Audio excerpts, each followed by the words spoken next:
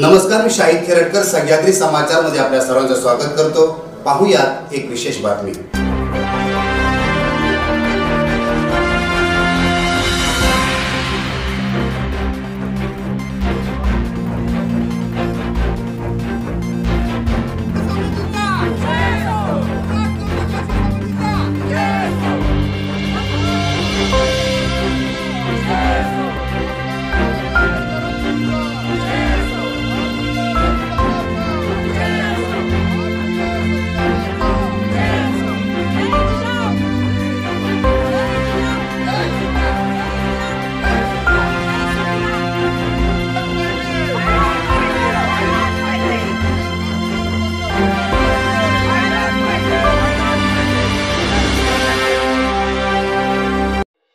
शासनाच्या खाजगीकरण धोरणाच्या विरुद्ध रत्नागिरी जिल्ह्यातील अनेक समविचारी संघटनांनी एकत्रित येऊन जनहक्क संघर्ष समिती स्थापन केली आहे।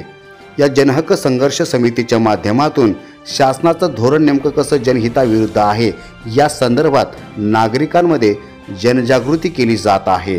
भविष्यात जनहक्क संघर्ष समितीच्या नेतृत्वाखाली एक मोठा लढा, एक मोठं आंदोलन उभं राहणार आहे आणि यातीलच एक पहिला टप्पा म्हणून आज शासनाला प्रांताधिकारी चिपळूण यांच्या माध्यमातून एक निवेदन सादर करण्यात आलेलं आहे।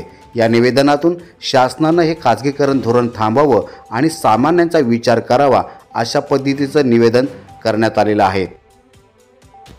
शासनानं जर आपला निर्णय बदलला नाही तर जनहक्क संघर्ष समितीच्या माध्यमातून एक तीव्र आंदोलन छेडलं जाईल असा इशारा देखील निवेदनाच्या माध्यमातून देण्यात आलेला आहे।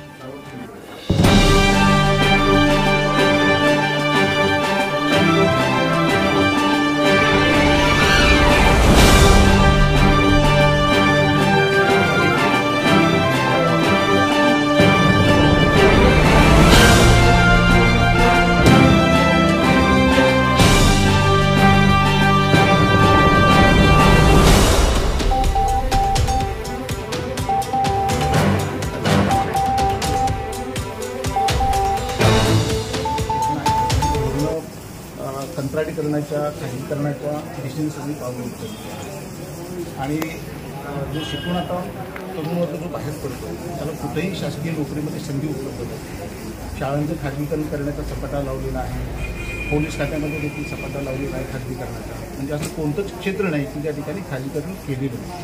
म्हणजे लाखो युवक युवती किंवा ज्या लोकांनी निवडून दिलं आपल्याला शासनाला त्यांच्या भल्याचा विचार न करता मुठभर उद्योगपतींचा विचार शासन करत आहे आणि हे थांबलं पाहिजे अशी आमची मागणी आहे। आणि ज्या आरोग्य क्षेत्रामध्ये आत्ताच आपण पाहतो की जवळजवळ 720 कर्मचारी आमच्या आरोग्य खात्यातले जवळजवळ 15-20 वर्ष कंत्राटीकरणाच्या माध्यमातून काम करत आहेत, मात्र त्यांना शासन सेवेत सामावून घेतलं तर अशा लोकांना शासनानं कायमसाठी सेवेमध्ये सामावून घेतलं पाहिजे। आणि ज्या ज्या क्षेत्रामध्ये जी सगळी शासकीय आस्थापना आहेत त्या त्या आस्थापनामध्ये काम करणारे जे कंत्राटी कामगार आहेत त्यांना रिझर्वेशनचे सगळे पॉलिसी जी आहेत ती व्यवस्थितपणे राबवून सगळ्यांनाच आतमध्ये समावेश करून घ्यावं अशा प्रकारची विनंती आम्ही शासनाला चिपळूण रत्नागिरी वासियांच्या माध्यमातून करीत आहोत। त्याच्यामध्ये अनेक बाबी याच्यामध्ये हायलाईट आम्ही केलेल्या आहेत। प्रामुख्यानं शाळा ज्या आहेत जवळजवळ रत्नागिरी जिल्ह्यातल्या 1300पेक्षा अधिक शाळा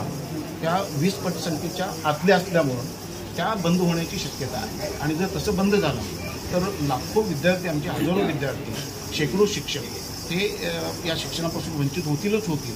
मात्र ज्या शाळांचं खाजगीकरण करून जवळजवळ 5,000पेक्षा अधिक शाळा ह्या दत्तक योजनेतून देण्याचा शासनानं तशा पद्धतीचा निर्णय घेतला। जर दत्तक योजनेतून शाळा उद्योगपतींच्या घशात गेल्या तर त्या ठिकाणी जे पालक आपली मुलं पाठवणार आहेत तर त्या पालकांवरती आर्थिक भार वाढणार आहे।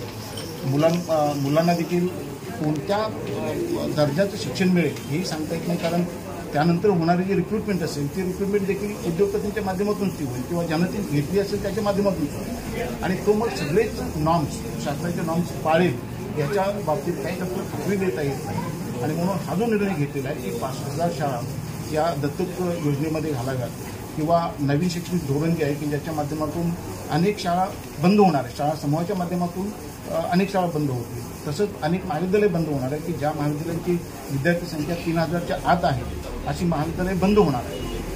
त्यामुळं पुन्हा संपूर्ण रत्नागिरी वासियांच्या वरती शिक्षणाचं एक मोठं संकट उभं आहे आणि हे होऊ नये म्हणून शासनानं सगळ्या ह्या ज्या प्रमुख मागण्या त्या मागण्यांचा साकल्यानं विचार करावा आणि जनतेचा आवाज ऐकून जनतेच्या कल्याणाच्या योजना आणि या ज्या मागण्या दिल्या त्या मागण्यांची पूर्तता करावी अशा प्रकारचे एक नम्र निवेदन सगळ्यांच्या वतीनं आपणाला प्रांताधिकारी निगाडे साहेब माननीय जिल्हाधिकारी महोदय यांनी आयोजित केलेल्या महसूल अधिकारी मासिक सभेसाठी रत्नागिरीचे उपस्थित असल्यामुळं ते आज आपलं निवेदन घेण्यासाठी या ठिकाणी नाही आहेत, पण त्यांच्या वतीने मी हे आपलं निवेदन स्वीकारलेलं आहे आणि ते उद्या सकाळी आल्यानंतर त्यांच्या स्वाक्षरीनिशी हे आपलं निवेदन शासनापर्यंत पोहोचवण्याची आम्ही निश्चितपणे काळजी घेऊ. ओके, धन्यवाद. या समितीच्या वतीने आज माननीय मुख्यमंत्री एकनाथजी शिंदे यांना प्रांतांचे असं निवेदन दिलेलं आहे.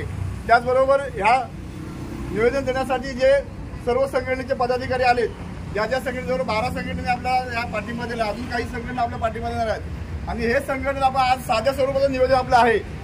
हे एक महिनाभराच्या कालावधीमध्ये त्याच्या प्रकारे योग्य कारवाई झाली नाही तर पुऱ्या रत्नागिरी जिल्ह्यामध्ये जन आंदोलन आपण करणार आहोत. अतिशय महत्त्वाचा असा प्रश्न आहे आणि चिपळूणमधल्या सगळ्या पुरोगामी संघटनांचा या प्रश्नाला पाठिंबा असेल आणि या समितीला पाठिंबा असेल आणि पूज्य गांधी प्रतिष्ठानच्या वतीनं मी, आमचे सेक्रेटरी आणि आमचे सदस्य असे आम्ही तिघेजण या ठिकाणी हजर आहोत. आणि मला एक जाणवतं की आपण हा प्रश्न प्रामुख्यानं तरुणांचा हा प्रश्न आहे आणि तरुणांच्या नोकऱ्यांवर गाता येते आणि त्यामुळे हा प्रश्न तरुणांपर्यंत नेणं आणि त्या तरुणांना आपल्या लढ्यामध्ये सहभागी करून घेणं यासाठी आपण प्रयत्न करणं आवश्यक आहे असं मला वाटतं आणि त्या दिशेनं आपण लवकरच तो प्रयत्न करूया असं मी आपल्या सर्वांना आवाहन करतो आणि आम्हाला या लढ्यामध्ये सहभागी करून घेतल्याबद्दल मी संयोजकांचे आभार. समितीच्या वतीनं आज प्रांत साहेब यांच्या माध्यमातून मुख्यमंत्र्यांना आपण जे निवेदन दिलं आणि आपण सगळे संघटनांचे प्रतिनिधी सहभागी झाला त्याबद्दल सर्वांचं मी मनपूर्वक आभार मानतो. याच्यामध्ये जिजाऊ ब्रिगेड, कुणबी युवा सेना,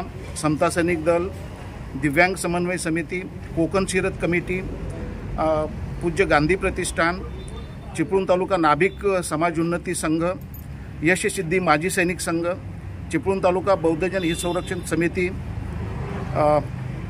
कंत्राटी नर्सेस युनियन, आरोग्य खाते, महाराष्ट्र राज्य, मातोश्री लक्ष्मीबाई कदम स्मृती मंच खेरसीत, खेड तालुका बौद्ध सेवा संघ आणि कुणबी समाज चिपळूण अशा जवळजवळ 15 विविध संघटनांनी आज या ठिकाणी आपला सहभाग नोंदवलेला आहे. जवळजवळ 23 संघटना आहेत, मात्र काही गोष्टींमुळे त्या येऊ शकलेल्या नाहीत, त्यांचा पाठिंबा आपल्याला आहे. मित्रहो, हा जो लढा आपण उभा केलेला आहे हा लढा हा युवकांच्या आणखी देशाच्या भवितव्याचा वेध घेणारा लढा. म्हणजे जरी आपण इथं एक 100भर लोक आता दिसत असू तरी हा संपूर्ण कोट्यावधी महाराष्ट्रातल्या जनतेचा आवाज आहे की ज्या बाबी याच्यामध्ये मांडलेला तर आपल्या सगळ्यांना माहिती आहे की शासनाचं जे कंत्राटीकरणाचं खाजगीकरणाचं धोरण आहे हे धोरण संपूर्ण युवा पिढीच्या एवढंच नव्हे तर आपण पालक म्हणून आपल्या देखील माती कशा पद्धतीनं मारलं जात आहे आणि आपण एवढा टाहो फोडत असताना देखील शासन ते का ऐकत नाही ही अत्यंत महत्त्वाची बाब आहे आणि शासनानं ऐकलंच पाहिजे. कारण शासन हे आमचं प्रतिनिधी आहे, आपण निवडून दिलेले लोक आहेत. त्यांनी मुठभर व्यवस्थेचा, उद्योगपतींचा विचार न करता जनतेचा विचार करावा आणि जनतेच्या कल्याणाचे निर्णय घ्यावेत अशा प्रकारची आपली हाक या शासनाला आहे. जर शासनानं हे ऐकलं नाही तर हा जो लढा आहे हा लढा उत्तरोत्तर अत्यंत तीव्र होत जाईल आणि मग शासनाला हा लढा सावरणं हे फार कठीण जाऊ शकेल. आणि म्हणून शासनाला मी एवढीच विनंती करतो की नागरिकांच्या रागाचा बांध फुटणार नाही याची आपण काळजी घ्यावी आणि लवकरात लवकर या सगळ्या मागण्यांचा विचार करावा आणि योग्य तो निर्णय घ्यावा. पुढचा 1-2 महिन्याचा कालखंड हा आपल्या सगळ्यांसाठी अत्यंत महत्त्वाचा असणार आहे. कारण लढ्याची तीव्रता ही पुढच्या 1-1.5-2 महिन्यामध्ये धारदार होणार आहे, वाढणार आहे. त्यासाठी पुन्हा आपल्याला एकत्रित बसावं लागेल. पुढच्या लढ्याची दिशा ही जी आपण निश्चित केलेली आहे ती अधिक तीव्र करावी लागेल. मी पुन्हा एकदा आपल्या सगळ्यांना नम्र विनंती करतो की लढा आपला इथं थांबलेला नाही, इथून आता तो सुरू झालेला आहे.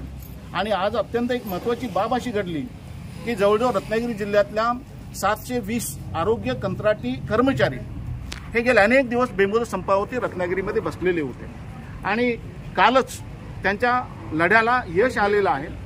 शासनानं काही अंशी त्यांच्या मागण्या मान्य केलेल्या आहेत आणि म्हणून त्यांनी आजचा संप तो बेमुदत संप पाठीमागे घेतलेला आहे. जर त्यांनी दिलेल्या आश्वासनांची पूर्तता केली नाही, पूर्णपणे जर पूर्तता केली नाही, तर हे जनसंघटन जे आहे, जनहक्क संघर्ष समिती आहे, ही आरोग्य खात्यात काम करणाऱ्या सर्व कंत्राटी कर्मचाऱ्यांच्या पाठीशी ही निश्चितपणे ठामपणे उभी राहणार आहे.